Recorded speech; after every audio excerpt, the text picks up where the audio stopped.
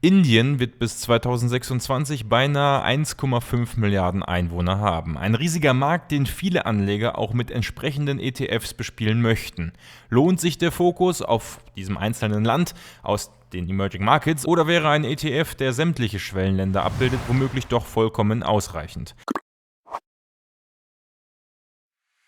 Vielen Dank an Jan Engelmann, AG, Fabian Marquardt und Martin Klemer. Wenn auch du den Kanal unterstützen möchtest, dann klick unter dem Video auf den Button Mitglied werden und erfahre, welche Vorteile Kanalmitglieder besitzen. Der iShares MSCI India ETF basiert auf dem MSCI India Index. Index und ETF enthalten aktuell lediglich 101 Positionen, was für einen Länder-ETF doch schon recht wenig ist. Ein MSCI USA ETF zum Vergleich enthält beispielsweise mehr als 600 Positionen, aber klar, die USA besitzen natürlich auch wesentlich mehr große Firmen nach Marktkapitalisierung. Ein klassischer Emerging Markets ETF enthält beispielsweise mehrere tausend Aktien und ein ETF auf China ca. 500 Positionen. Die Verteilung der Aktien in diesem Indien-ETF ist dabei auch eindeutig. 63% der Aktien besitzen eine sehr große Marktkapitalisierung, 35% immerhin noch eine große, mittelgroß sind weniger als 2% der Aktien. Aktien mit kleinerer und Mikro-Marktkapitalisierung findet man in diesem ETF gar nicht. Diese Tatsache, dass überwiegend Aktien mit sehr großer Marktkapitalisierung im Indien-ETF enthalten sind, führt im Umkehrschluss dazu, dass beispielsweise die Aktie Reliance Industries, die größte Aktie in diesem ETF ist, ebenfalls im MSCI Emerging Markets Index und damit auch in dessen ETF dazu enthalten ist. Somit solltet ihr den Indien ETF zu einem Emerging Markets ETF zusätzlich in eurem Portfolio haben, bei der einen oder anderen Aktie ein Klumpenrisiko. Der Index hinter dem ETF ist relativ simpel zu verstehen. Er enthält die größten indischen Aktien nach Marktkapitalisierung und gewichtet sie auch entsprechend ihrer Größe. Da er knapp 100 Positionen besitzt, deckt er nach eigenen Angaben ca. 85% des gesamten indischen Marktes ab. Die 10 größten Aktien dieses ETFs machen dabei in etwa 46,5% des Gesamtportfolios des ETFs aus und sind damit sehr stark ausschlaggebend für den Kurs des ETFs. Alleine die 4 größten Aktien alleine kommen auf beinahe 30% Anteil am ETF.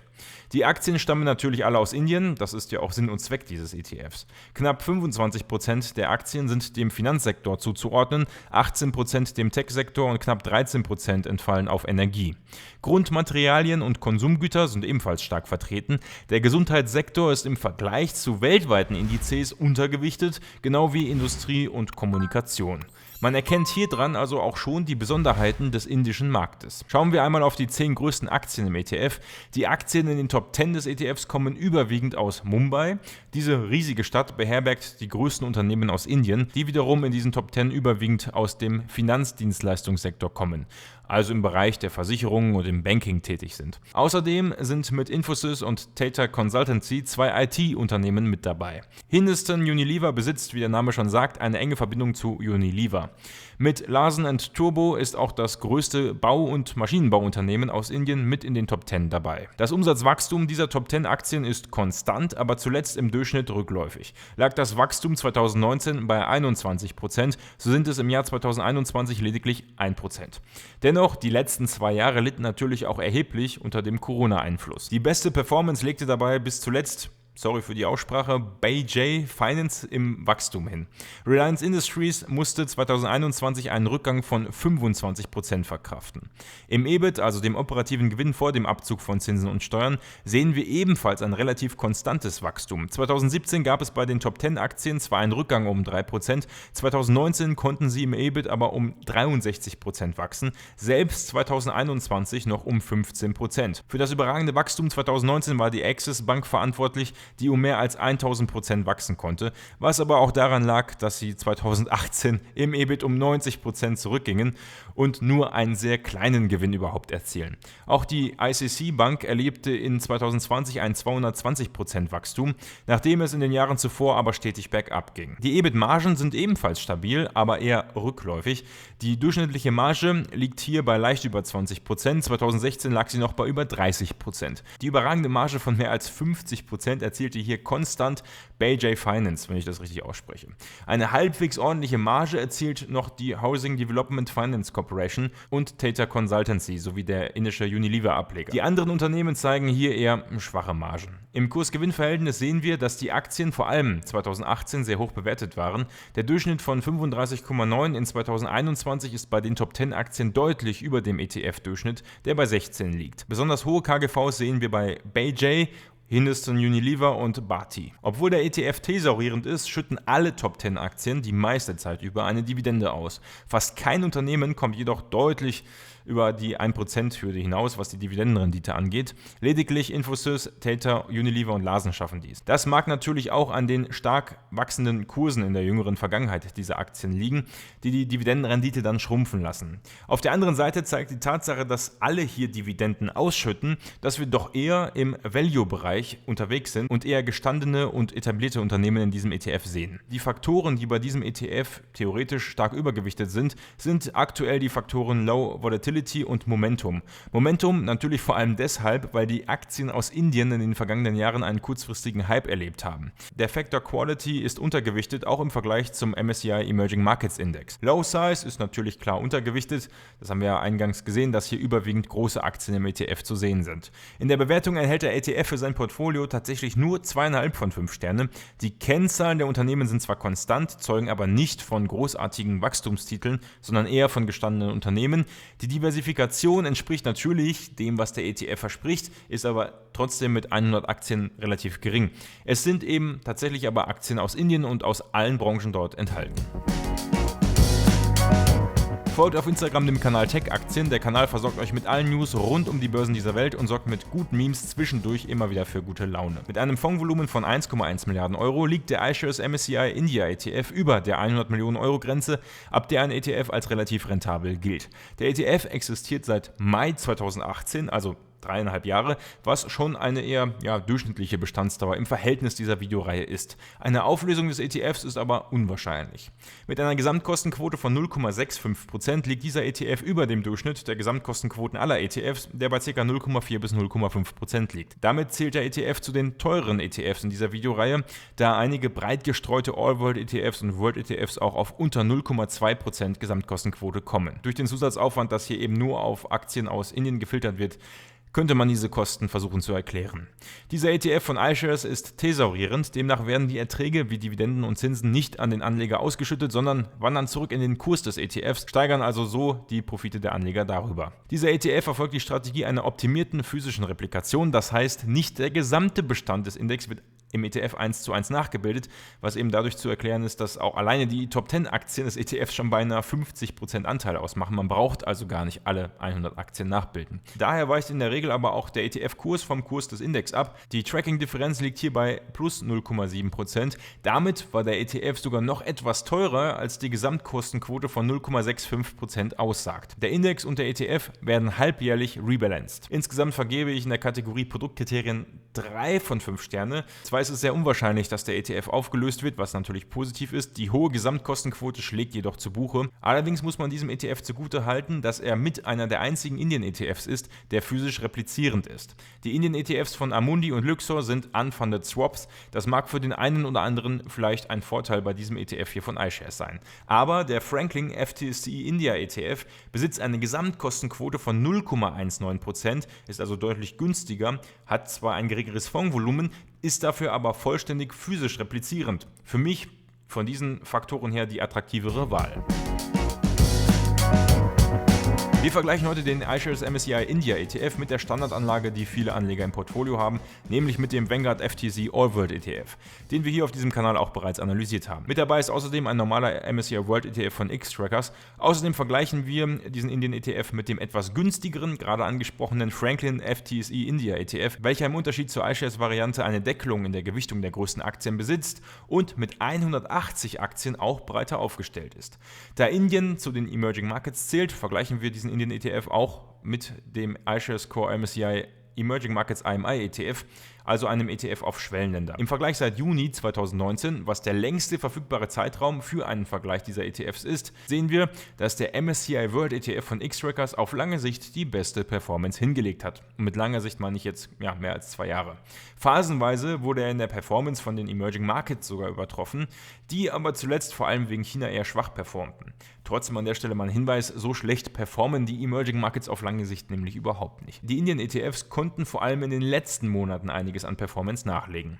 Der MSCI World ETF kommt in diesem Zeitraum auf 50% Rendite, der breiter gestreute All World ETF mit 45,5% folgt dahinter. Der iShares MSCI India ETF kommt am Ende des Zeitraums von mehr als 2 Jahren auf 41,5%, die Variante von FTSE auf 39%. Der MSCI Emerging Markets ETF von iShares kommt in diesem kurzen Zeitraum lediglich auf 25% Rendite. Im Einjahreszeitraum sehen wir, dass die Indien-ETFs deutlich besser performt haben, mit ca. 40% Wachstum im Wert in dieser Zeit. MSCI World und All World ETF folgen dahinter, aber man sieht eben hier, gerade das letzte Jahr stand schon im Zeichen der Indien-ETFs. Diese kurzfristige Sicht ist zwar interessant, vergleichen wir aber mal den Index hinter diesem Indien-ETF mit dem MSCI World Index auf lange Sicht, nämlich seit 1992. Hier sehen wir, dass in den 90ern bis ca. zur Finanzkrise der MSCI World klar die Nase vorne hatte. Danach gab es von ca. 2006 bis 2014 eine Phase, in der Indien klar vorne lag, was die Performance angeht. In den letzten Jahren weisen beide Indizes eine ganz gute Performance auf, wobei der MSCI World Index ein bisschen besser aus dem ersten Corona-Crash rausgekommen ist. Daher gibt es für die Performance hier insgesamt 2,5 von 5 Sterne. Der MSCI World wäre auf lange Sicht, also seit 1992, die leicht bessere Wahl gewesen, wenngleich es durchaus Phasen gab, in der ein Investment in den MSCI India Index eine phasenweise Überrendite erzielt hätte. Für Anleger würde es sich lohnen, eine solche Phase abzupassen. Dadurch, dass Indien aber schon in den letzten Monaten sehr stark performt hat, stellt sich die Frage, ob gemäß der Regression zur Mitte es so gesehen nicht viel wahrscheinlicher ist, dass diese Überrendite jetzt vorbei ist und der ETF erstmal wieder underperformt. Um eine Prognose für den ETF abzugeben, blicken wir auf die Daten, die uns zu Indien als Land vorliegen. Indien ist das zweitbevölkerungsreichste Land der Erde mit 1,4 Milliarden Einwohnern, knapp hinter China. Das alleine bedeutet schon mal, dass dieses Land natürlich ein unglaubliches Potenzial birgt, was wirtschaftliche Faktoren angeht. Die Lebenserwartung in Indien ist zudem von 66,24 Jahren auf zuletzt 69,66 Jahren angestiegen, was auch steigenden Wohlstand und bessere Lebensstandards signalisiert. Das zeigt uns auch die Kindersterblichkeit, die sich seit 2009 bis 2019 beinahe halbiert hat. Gleichzeitig ist das Durchschnittsalter von 1970 bis 2020 von 19,4 Jahren im Schnitt auf über 27 im Durchschnitt angestiegen. Die Prognose sieht vor, dass der Altersschnitt in 2050 bei 38,1 liegt, was für weniger Geburten, aber auch einen steigenden Wohlstand und ein längeres Leben spricht. Damit ist Indien im Vergleich zu China im Jahr 2020 im Durchschnitt 10 Jahre jünger und im Vergleich zu Japan und Deutschland beinahe 20 Jahre jünger. Gleichzeitig sehen wir, dass der Alphabetisierungsgrad von 1980 bis 2018 von 40,74% auf über 74% angestiegen ist. Das zeigt auch, dass die Bevölkerung zum einen jünger ist und dass mit dem steigenden Wohlstand, steigender Lebenserwartung auch die Bildung weit fortgeschritten ist in den vergangenen Jahren. Bildung ist für wirtschaftliches Wachstum natürlich essentiell. In der Wirtschaft sehen wir, dass seit Anfang des Jahrtausends das Bruttoinlandsprodukt in Indien massiv angestiegen ist. Für die kommenden Jahre prognostiziert das IMF ein noch stärkeres Wachstum, was zu einem Wachstum von mehr als 30-40% führen könnte. Also nicht pro Jahr, sondern auf mehrere Jahre gesehen. Das jährliche Wachstum des Bruttoinlandsprodukts lag vor Corona immer bei deutlich über 5% pro Jahr. Zu Beginn des Jahrtausends gab es auch ein beinahe regelmäßiges 10% Wachstum. Corona hat hier zu einem Rückgang von mehr als 7% geführt. Das Wachstum soll in den kommenden Jahren aber weitergehen und sich dann so wieder der 5%-Marke annähern. Der Anteil der weltweiten Wirtschaftsleistung, die von Indien erbracht wird, ist seit den 80ern stark gestiegen und der Anteil soll bis 2026 auf über 8% ansteigen, womit Indien hinter den USA und China die drittgrößte Wirtschaftsleistung erbringen würde. Die Inflation war vor allem in den 80ern und 90ern sehr volatil, teilweise bei über 10%. Zuletzt ist hier wie in vielen westlichen Regionen die Inflation eher zurückgegangen. 2020 jedoch wieder auf über 6% gestiegen. In Zukunft soll die Inflationsrate eher weiter sinken. Da sind wir mal gespannt, das ist natürlich weltweit sehr schwierig vorherzusagen. Im Export ist Indien noch relativ klein im weltweiten Vergleich. Das wichtigste Exportland sind die USA, deutlich vor China. Das wichtigste Land, wenn es um den Import von Gütern geht, ist wiederum China, deutlich vor den USA. Hier zeigt sich politisch auch ganz gut, dass ein gutes Verhältnis zu China und den USA für Indien wichtig ist und aus Sicht von Indien natürlich auch die politischen Entwicklungen zwischen diesen Ländern ein wichtiger Anker in der Wirtschaft sind. Wir sehen also ein Land, was zukünftig durch eine junge, besser gebildete Gesellschaft profitieren kann, gleichzeitig durch seine enorme Größe zwangsweise einen großen Binnenmarkt mit viel Nachfrage besitzt. Außerdem birgt sich hier natürlich auch Potenzial durch die steigende Bildung, was Exporte in Zukunft angeht. Die Frage, die sich stellt, ist, ob die erhöhte Nachfrage oder Binnennachfrage in diesem Land durch einheimische Unternehmen befriedigt wird und tatsächlich die eigene Wirtschaft so stark wird, dass sie weltweit eine noch größere Rolle spielen könnte, oder ob diese Nachfrage von chinesischen und US-Firmen gestillt wird. Ich vergebe in der Prognose aufgrund dieser Unsicherheiten 3 von 5 Sterne für den indischen Markt, den dieser ETF abbildet. Für das Portfolio gab es 2,5 von 5 Sterne, vor allem aufgrund der geringen Menge an Aktien im ETF. Für die Produktkriterien gab es immerhin noch 3 von 5 Sterne, trotz der hohen Gesamtkostenquote. In der Performance erhielt der ETF ebenfalls 2,5 von 5 Sterne, da er auf lange Sicht den MSCI World nicht schlagen konnte. In der Prognose kommen wir auf 3 von 5 Sterne, da Indien einiges an Wachstumspotenzial bietet. Insgesamt kommen wir auf 2,75 Sterne, die ich tatsächlich auf 2,5 Sterne abrunde. Meine persönliche Meinung: Ich bin persönlich kein Fan von Branchenwetten und folglich auch nicht von Länderwetten wie in diesem Fall. Wobei ich ehrlich gesagt schon ein Indien-Fan bin.